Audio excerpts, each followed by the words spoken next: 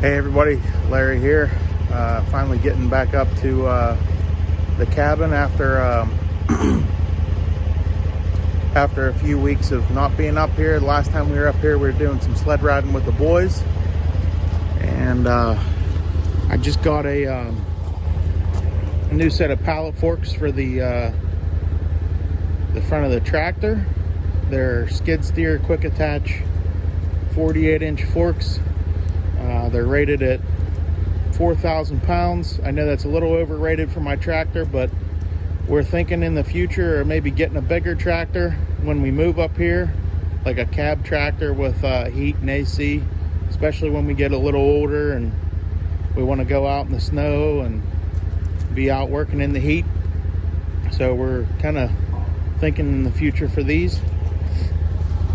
I'm also going to be setting up a deer feeder. We're done hunting for the year, so I want to put some food out for the deer there, and I'm sure the turkeys and the squirrel and everything will be eating that. I got the tractor heating up right now, getting that up to temp. It hasn't been raining probably about, I'd say, 3 or 4 weeks. So got the side-by-side running. The battery in that was getting a little weak. It hasn't been running about since we were up here in the snow and doing some sled riding. So, and like I said, there's Tucker there. Like I said, we're just up doing some maintenance and changing out some batteries and I think 2 or 3 trail cameras, and working on a few other things. Let's walk over to the pond. The pond's pretty high right now, especially with all the snow melt. So the pond's looking pretty good. I still have a lot more digging to do over in that section, and yeah, that's about it for right now. So I'm sure the trout are loving this right now. Nice cold water. And I might actually move some dirt on the side of the hill. So stick with us, see what we get done today. I'd like to try out those new pallet forks, at least get them off the truck. They're pretty heavy, so at least get them off the truck and get them put together.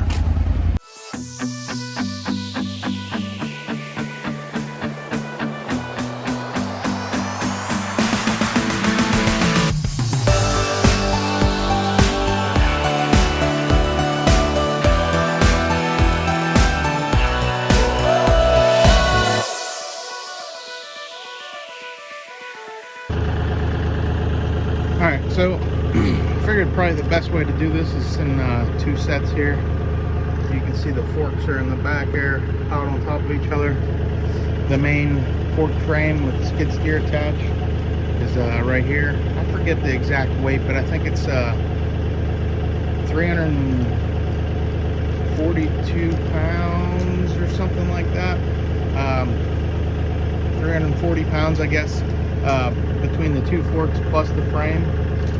What I really liked about the frame was there's a 2-inch receiver hitch right there, so if you need to jockey around some trailers, the holes here 1, 2, and 3 are for moving hay bales, which right now I don't have any reason to use those, but maybe in the future I might get the stakes that go in there. But yeah, let's get this loaded into the bucket to get it out of the truck, and then we'll kind of set it off this side because I got a little bit of bucket work to do before I actually sit there and try these on. So see if we can get this done here.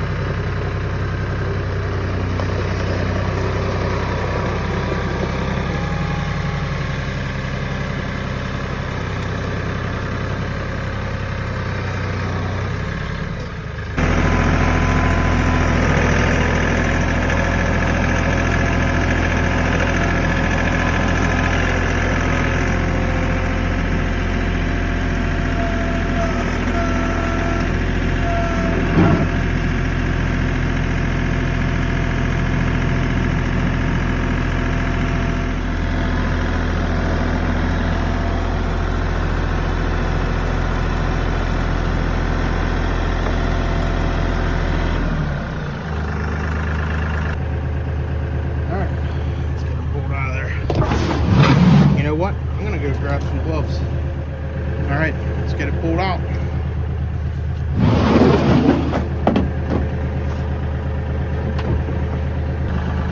Oh, that worked out better than I expected. I have both forks in the bucket. I'm gonna go set those by the frame, and let's go do some bucket work and take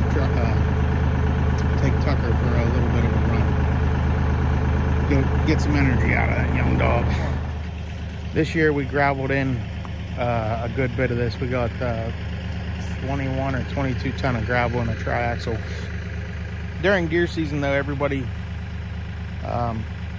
who parks over here kind of knows they're a little bit of a risk to getting the truck muddy and getting it stuck over a hillside. And unfortunately, again, that happened this year.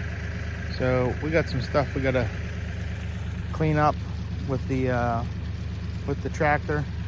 I'm going to put in a few loads of overburden. They have a huge pile of overburden on our property from when they coaled it out back in the late 60s, early 70s. But you can see where the conduit pipe is now exposed, so we want to cover that up.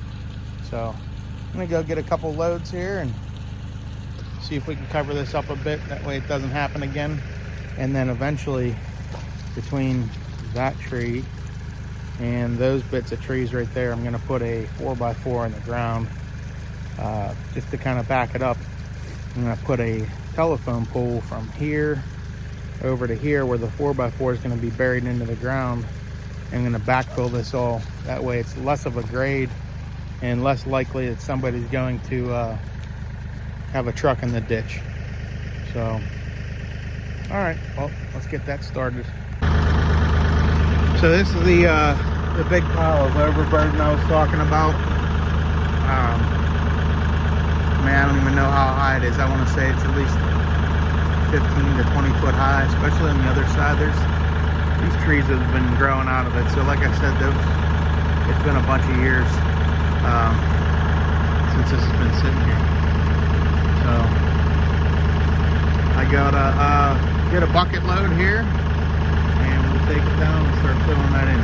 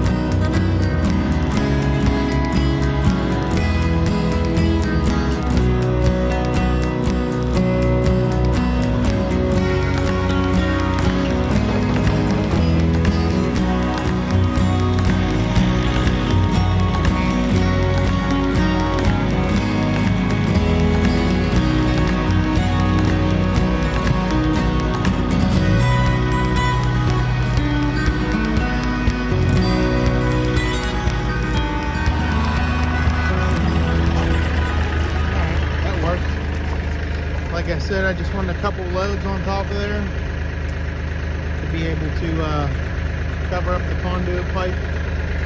I kind of smashed it down a little bit just to give it a little bit of extra kind of tamp on top of it a little bit. I still need to fix this up over here. That's where the front tire of the truck was, kind of slid down, and then eventually we were able to get it out of there. But I bought like I said, a triaxle gravel, and I got to get all of this real wet mud out of here first before I gravel the rest of this in. But this whole part of the driveway past the pond here is eventually going to be at least a 2-track of gravel, And even when you're walking in, you park the truck up there. Be nice to not have to traipse through mud.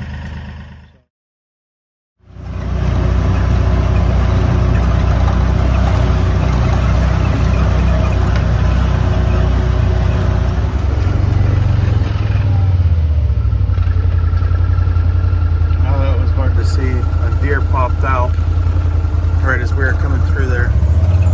Couldn't zoom in on it fast enough. Looked like a small doe.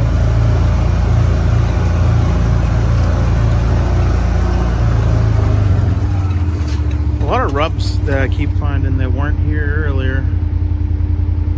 So, alright, well, let's find a good spot to hang this feeder. I'm thinking maybe in that tree right here. Right there might be a good spot. I'll tell you what, the squirrels are going to go nuts down here. See if we can find something else that will be a little bit stronger.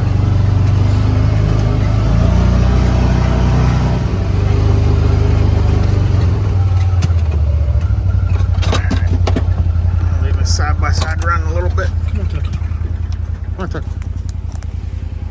I'm also thinking maybe this branch right there. Let's see if I have enough rope to reach that. I have some rope already on the feeder. All right, so kind of see here. That line will be strong enough. I just have it temporarily tied off to the side by side right now, just to get it hung up there. And I'll probably tie it off to the bottom of this tree here, but we're going to load it up with corn and see if we can possibly get that up in the tree.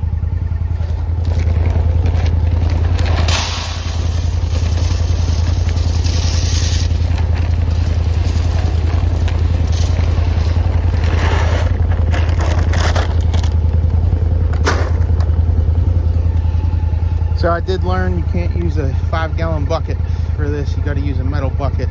And Tucker, come on, don't eat that. Don't eat that. You got to use a metal bucket, or the squirrels and the raccoons just tear the buckets apart.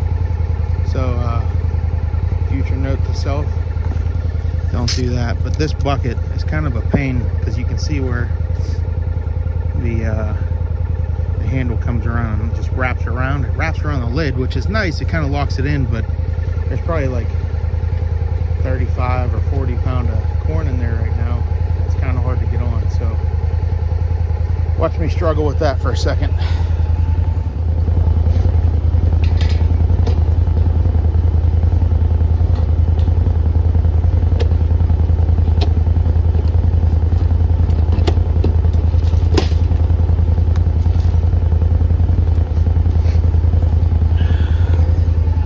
It actually wasn't too bad, but like I was saying, this kind of locks over to the top, which is kind of good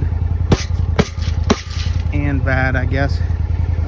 Good to keep the squirrels out, or raccoons. Tucker, stop eating that. Come on. Stop eating all the corn. You gotta grow the deer big, not you. But yeah, so let's get it lifted up, get it in place, and see if we can get it working. Maybe we'll even give it a test run. Are you running around, Tuck? Alright, so I got it up a little bit above my head level, so probably, I bet you it's up a good 7 feet or so, and I was able to easily tie it up to these little scrub trees over here. Alright, these are our Moultrie cams. That's what I run. 2 or 3 of these, I believe. It's the X series. They work pretty well. This one's more in a spot where, this one's more for security, I guess. We've had people ride by and tell us they've never been up here before, and we're like, dude, we come up on a Saturday, met with one of the neighbors. It's like, oh, I've never been up here before. And it's funny because we knew he was here the Wednesday before, and we got pictures of him, multiple pictures of him on his ATV. No problems, you know. No, we just basically want to keep things a little locked down. I'm not a huge stickler of it, but I just like the idea of this is my land and I paid for it and we pay the taxes on it, and me and Aaron worked real hard to get it, so we just want to keep people from getting into our things and taking our stuff. So the only real gripe that I have about these cameras, when it's real cold out, I use a little cable lock through there. I know it's not going to stop anybody, but it might deter somebody. But these little ends always, like this one actually just snapped off. So I know it doesn't really keep people out, but it is what it is. We try our best, and I think that's all most people can ask for. Let me get these batteries changed out, clear the card, and get back to doing a little bit of work on some things.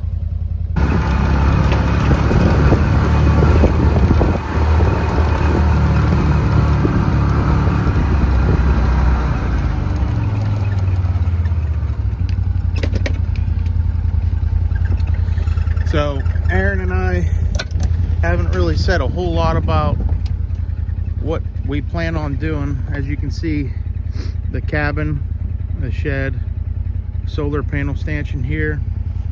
We have a couple of our apple trees and maple tree over here. But directly where I'm standing, eventually in the future, we're going to be building a house. And you'll be able to see all the views all the way around, which can't really take them all in right now, but and the camera doesn't do it justice. But if you zoom in all the way over here, you can see the mountains and the hilltops all the way around here. Now these are no large mountains around here, but these are some really nice views, some hilltops. You can see some farm fields way over there, and right down over this hill right there where my finger's pointing is our shooting shanty or shooting shack, whatever you want to call it. Well, while I was up here, I was able to meet with the gas guy. You can see a couple of yellow flags, and where it comes down here, it kind of daylights a little bit.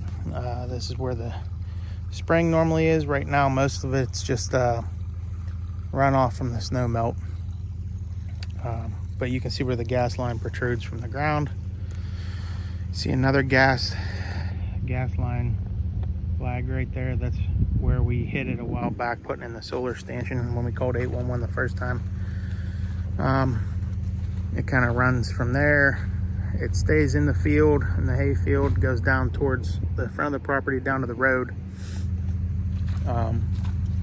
He was a real nice guy. Told us if we need to, we can cut it and move it, just as long as he knows when we're gonna do that. He said he could also send a guy out while we're digging and doing the work the day that we're doing it. But he's gonna cut it anyways down there by the dark tree right there. He's gonna cut it down there and run a tracer line 300 feet up that way and all the way down to the road, which is probably another 350, 400 feet, to tell us exactly where it's at, so we know where to put our septic. But if you remember, I told you guys we were going to build a house and a garage right out here. That way you can get the view all the way around. And we're going to be getting a driveway permit out there, and the gas line comes out right by where we're going to put the driveway in, over the hill and then down by the street there. So we already talked to the township. We need a driveway permit, and he said we could pretty much cover that up if we need to, and that shouldn't be a problem. But they were really nice, easy to deal with. He said normally just give them a call 3 to 4 days before they're digging, and if we need a guy out here, we can have a guy out here as well. He'll have a guy out here at no charge, and he can also shut down the gas line too if we're digging real close to it. So super cool. We're gonna be moving on, doing some projects this summer, so stick with us and see exactly what we get done here this summer. Thanks everybody for coming along, sticking with us. If you like the content,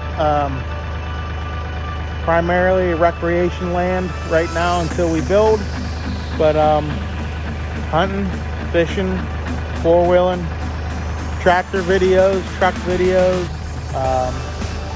really anything that we can be doing on the land up here, you'll be seeing on our channel. So subscribe if you can, give us a like, and if you're so inclined, share with your friends. Thanks, everybody.